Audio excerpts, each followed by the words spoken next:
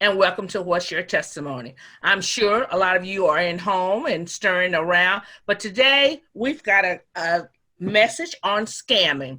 Dan Starks, one of our Charlotte native teen, he's going to be here today to talk to you about scamming. There's a lot of scamming going on right now because people are home because of this pandemic, but we're going to help you guys out while we're at home, and we're gonna, this courtesy of WYTV7.org.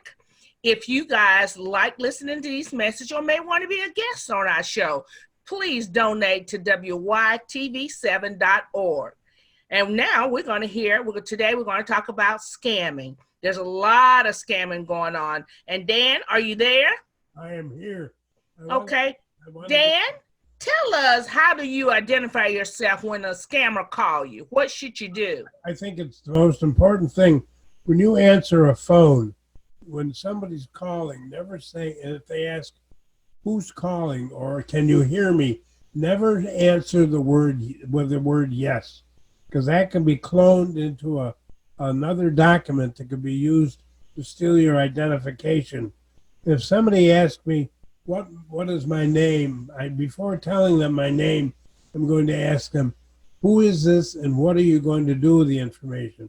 I do not want to say, yes, Dan Starks, because that can be then cloned into a tape that can be used to steal identity and, used to steal all sorts of information and equipment off the internet.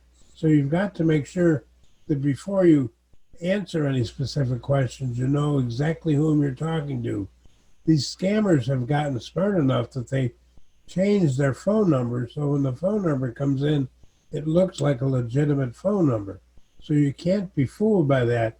We have to understand, as crazy as it is, these scammers are using technology to their advantage to emotionally and financially disarm us.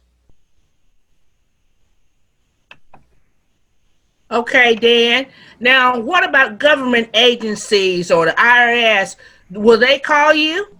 A government agency will never call to ask for a payment. I had a phone call a couple of weeks ago, and the guy identified himself from Duke Power. And so he said, your payment is due, and if you don't pay by 4 o'clock, we're going to turn your power off. I said, can you tell me what checking account I made the last payment on? And of course he couldn't, and that's when I knew it was a scam. I asked him what my account number was, and he had no idea, and I disconnected the phone. You have to be savvy when you answer the phone, because these people, they're made a career out of it, and they have a PhD in scam theft. Okay, I've had some people call me and said, I want to give you a free credit report, or I want to identify you for a credit report. Tell us a little bit. Let's talk a little bit about free credit reports. Well, first of all, there is no such thing as a free credit report. You can go online and you can go to certain websites and get a credit report. But when you ask for a free credit report, you're giving an agency too much personal information, Social Security, date of birth, driver's license number, and that can be all used against you. So again, if you're trying to find out what your credit is, there are certain agencies that will actually handle that legally and legitimate, and you don't have to worry about losing your identity. You have to understand, if you use a free credit report, the only thing they're going to do is sign you up for their paid service. And all of a sudden you're going to find money coming out of a credit card on a regular basis. And if you've answered the question yes and your name, then basically what you're saying to them, you're giving them permission to steal from you. Okay, Dan. Now, some of our listeners may have just joined in, and we're talking with Dan Stark about scamming. So what if, I know that they like to target the older community. Can you talk a little bit about scamming in the older communities? Well, scamming in the older community has been going on for a long time. Matter of fact, there's a 900 credit card scam that's been going on for quite some time. You'll get a thing in the mail that will tell you to call a 900 number to get free whatever cruise or whatever the case. And what's going to happen is you're going to get an expensive phone bill on your next incoming bill. 800, 1,800. Just a ridiculous amount of money. So it is the older people, because older people are less computer savvy. But I think what's happening, we have forgotten that our young people are very, very vulnerable to scams. I had a student who took her 15-year-old son to the DMV to get his learner's permit. And he's standing there and he gives the lady his phone number and her name and his date of birth and social security. And she's typing on the computer and she stops and goes, "What do you need a learner's permit for? You already have a driver's license." And then she clicks another button and says, "By the way, there's an arrest warrant there's a warrant for your arrest for child support payment." The mother said to the little boy, "Son, we need to talk." Well, what happened is somebody in California, when the kid was 14 years old, was stolen the social security number and then ended up doing all sorts of illegal things. And the mother found out about it. And, but so it's not just seniors that are getting taken advantage of. It's anybody. I look at it this way: if you can draw a breath, then you can be scammed. Okay. There's a whole bunch of scams that are out there. There's a list of top 10 scams. Debit credit card scam is one thing. The bank is never going to call you and ask you what your social security number is or what your debit card is. That's information that they have already. Myself, I have been bombarded with extended warranty, people sending me letters, people calling, talking about extended warranty. And I know that that's some type of scam. Can we talk a little bit about that? It is. I bought a car about 2 years ago. It's got a 10-year warranty. So I get a phone call at least once a week about an extended warranty. I immediately hang up, because what they're wanting to do, they're wanting to get your personal information so they can steal your identity. If you have any questions, ask the person on the phone, really, what kind of car is it for and what year is it for? Because they will not have an answer. And at that point in time, you'll know that it's not a legitimate request. So Dan, also, I've been getting a lot of 900 number scamming. So can we just touch bases on that so people know to look at that to see what is really going on with these 900 number scams? The 900 number scam is something that usually comes in the mail. And they ask, call us 900 and, register, you've won a free cruise or whatever. And the problem is when you call that 900, unbeknownst to you, you're probably being forwarded to an adult website, and they're charging your phone probably $10, $15 for every 5 minutes you're on the phone. So all of a sudden, you get your phone bill a month later, and there's a $45 fine on there from a 900 number that you thought was a free call. Not a free call. I tell people, there are no free things in life. It's kind of like when you go out to the mall. You'll see there in the mall, they have these little pads. Sign up and win a free cruise.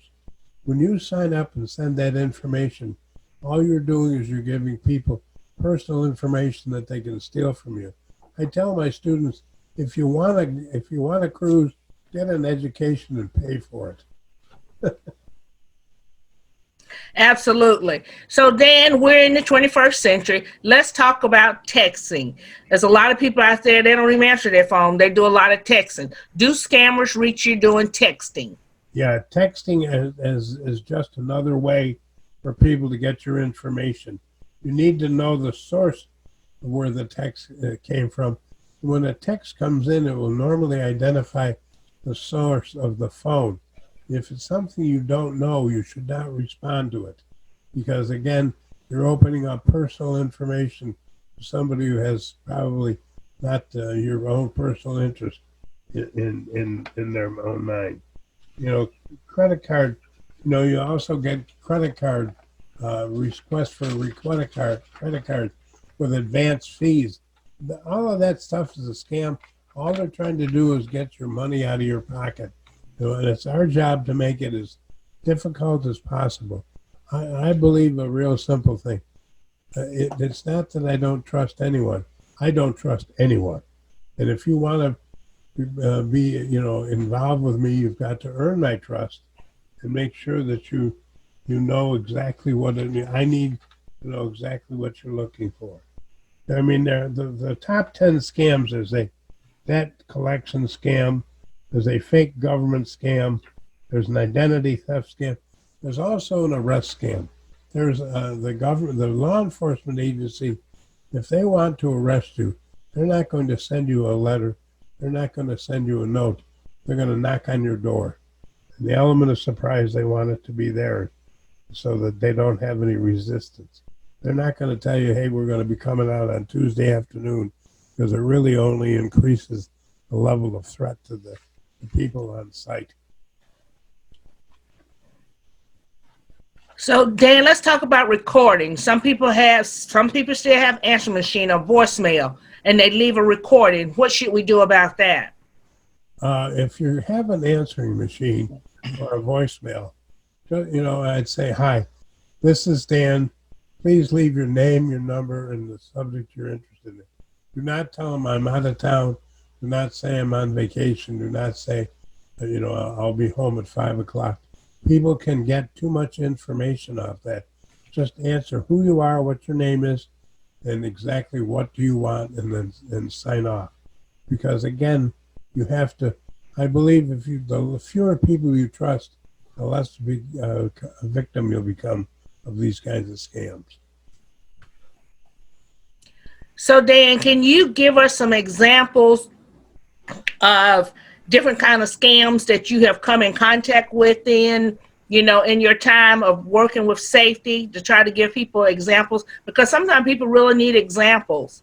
Well, I've had scams where people have been notified that there's a warrant for their arrest, and it's false. I've had people who have been scammed saying that they have a problem at their bank and that they just need to, give the bank their information. One of the most common scams is for somebody to call and give you your credit card number and then say, I just need the code, the security code on the back of it. Well, when you give them your security code, they now can take that credit card and use it to steal or buy anything they want. I think you have to make sure that you know whom you're talking with, what it's going to be about, and what they're going to do with the information. It's especially in this day of this COVID virus. I mean, I can't imagine the number of scams we're going to see coming out in the next couple of weeks. It's going to be uncanny. There's going to be people who are going to say, donate to this organization. If you want to donate to the COVID organization, the COVID cause, go to the World Health Organization. Or if you have any questions about an agency, go to your Better Business Bureau and have them do research on it. Well, Dan, I've noticed within the last couple of months or so, I have been getting recordings. I have been getting texts about different agencies that are wanting me to respond, and I've just thrown them away. And I've also been getting phone calls, and my phone I pay for like technology to say like a scam call, but I've been getting calls from places I've never even visited, California, Utah, Nevada. Can we talk a little bit about that? There's a lot of calls out there. These are automatic calls that a machine just goes ahead and it dials your number, and hopefully you'll get an answer. If there's no answer, it'll go on to the next number. Again, if you don't recognize the number, my advice would be not to answer it.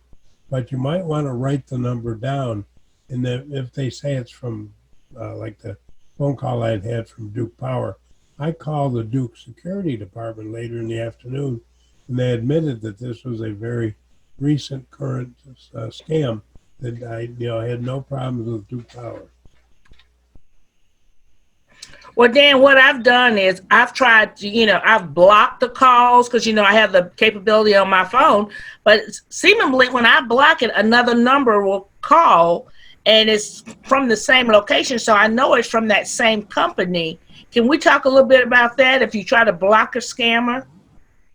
Well, you can block a scammer, but the computer system, what they'll do is they'll just a they'll create another number. They'll go up a digit or down a digit, and they'll just keep trying. Um, those are robocalls, and it's a computer. So my advice again is, if you don't recognize it, is to not to answer it, because once you answer it, then you'll go into a bank of a potential victim. If you don't answer it, it'll probably drop off their list. Okay, Dan, will IRS ever call you and say that you owe a certain amount of money that they will do a reduction in your payment? No, if the IRS wants to get in touch with you, they'll send you a certified letter. You're not going to get a phone call from the IRS. Also, we've seen some scams where people get called and told they're being selected for jury duty. When they ask for your social security number, have them give it to you. Do not give them your phone. Never give your social security number, date of birth, address, or any personal information to anyone on a phone call that you did not originate. If you originated the phone call and you're calling somebody that you know, then you should feel comfortable that you're trusting them. But when you get an incoming phone call wanting that kind of personal information, all they're doing is called e-phishing. They're looking out for information, and unfortunately, there's a lot of people that just don't understand how things work, and they give people information because they trust people. So, Dan, if I know that I've been scammed or realize that I haven't been scammed, who can I report this to? Who do I call? Well, first of all, if you think it's a local organization, you can call a Better Business Bureau, or you can call your local police department and give them as much pertinent information, the time of day it came in, the number it came in, and if you have a copy of the message, that would be to your advantage as well. But again, understand, with all the crimes going on, now with this virus going on, these police agencies are just slammed. So you'll probably never hear back from them, but at least you'll have put it on file for your records. So what about door-to-door scamming? And I know right now during this pandemic, nobody's doing door-to-door, but prior to this, how people come up and say, I want to, not necessarily that the magazine people are scamming, but people are coming door to door. Can you talk a little bit about that? I have a simple philosophy. If I don't know you're coming over, I will not answer my door. I do not have people just knock on my door. I know the UPS people, when he comes up, if he drops a package on my door, he'll ring the doorbell, knock, and walk away just to let me know it's there. But I do not think you should go to the door without knowing it. In our house, if you come to my front door, I have a bedroom off the side where I can look out the window and at least identify who's out there before I go to the door. And it's a shame that this is happening, but that's the society we're living in right now. Well, I know a lot of young people say, oh, well, you can't live in fear. You can't be fearful for your life. But let's talk about the safety in not responding to these people. Well, I think you need to let them know. It's like somebody calls and says, hi, is your mom home? We don't want our children to say no. We want our children to say, yes, my mom's home. Right now she's tied up teaching my brother or, doing something, washing the car, whatever. We don't want the people calling our children to know that you're home alone. Same thing as somebody calls up, you don't want to identify that you go to Providence High School or whatever, that you play lacrosse. because all that information with Facebook can be used against you. And these people then may show up at the Providence High School lacrosse field and come up and emotionally disarm you by saying, "Hey, Sharita, how are you? Remember we chatted on the internet the other day." You're giving them too much access to you personally. Okay, Dan, also, I've heard some things about an Ebola virus scam. Can you talk a little bit about that? Now, the Ebola virus scam was something that happened a few years ago when the Ebola was the rage disease at the time. It's just an older version of the coronavirus scam. And the coronavirus scam is not a scam. It's an actual, it's an actual disease, but people are using it to their advantage to scam people who are, are very generous or clueless or whatever the case may be. It's just they're using that information to play on people's emotions. Well, Dan, I find it, I find in the afternoons or in the mornings, I get more calls. Is there a certain time, like a high peak when people are being targeted? I don't think it's a particular time. I think, it may be just that more people are home in the morning, more people are just getting their day started, more people are probably a little bit more emotionally vulnerable because they haven't had to face the realities of day-to-day living yet. All right, Dan. Dan, I just want to thank you today for talking to us on scamming.